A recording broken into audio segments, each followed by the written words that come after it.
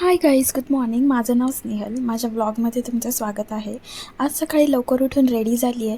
आज सर्व फॅमिलीसोबत आम्ही जेजुरीला निघालेलो आहे, पूर्ण फॅमिली.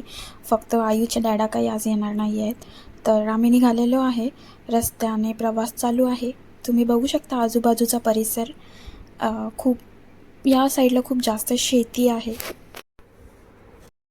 आम्ही आता जेजुरगडाच्या पायथ्याशी पोहोचलेलो आहोत. चला तर मग आता गड चढायला सुरुवात करूया.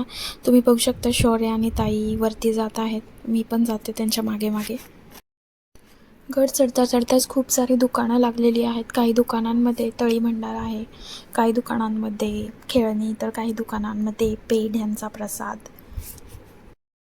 पूर्ण गड चढून मी फायनली वरती पोहोचलेली आहे आणि तुम्ही बघू शकता खूप जास्त गर्दी आहे आज दर्शनासाठी. चला तर मग आता दर्शनासाठी रांगेत उभं राहूया. ते रेलिंग लावलेले आहे, जिथून आपल्याला आतमध्ये जायचं आहे. आता मी सगळेजण आता दर्शनासाठी रांगेत उभं राहिलेलो आहे. ही आमची पूर्ण फॅमिली तुम्ही बघू शकता. जाऊबाई, सासू सासरे, दीर आणि त्यांचा मुलगा आणि माझी आयू.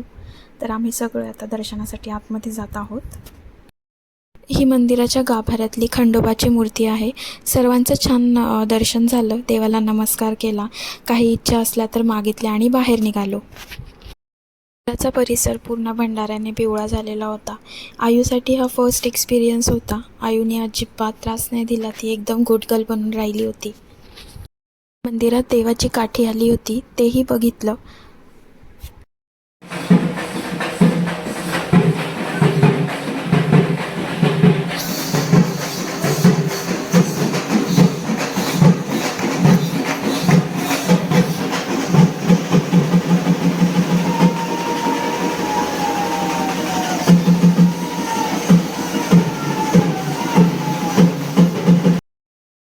मध्येच आयूला भूकही लागली होती. मग तिच्या काकीने तिला बॉटल फीड केलं आणि आम्ही तिथून निघालो.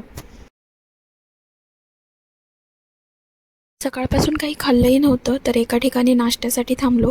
तर नाश्त्यामध्ये आम्ही ऑर्डर केलं होतं 2 भेळ, सॅम्पल आणि वडापाव. जवळच दत्तगुरूंचं स्थान नारायणपूर आहे, तर तिथे आम्ही दर्शनासाठी गेलो. देवाचा टिळा लावला, आतमध्ये मस्त दर्शन झालं. तिथे काही एवढी गर्दी नव्हती. मस्त दर्शन केलं आणि तिथून निघालो. जर तुम्हाला माझा हा मिनी ब्लॉग आवडला असेल तर लाईक, सबस्क्राईब आणि शेअर करायला विसरू नका. भेटूया नेक्स्ट ब्लॉगमध्ये. तोपर्यंत बाय बाय. काळजी घ्या.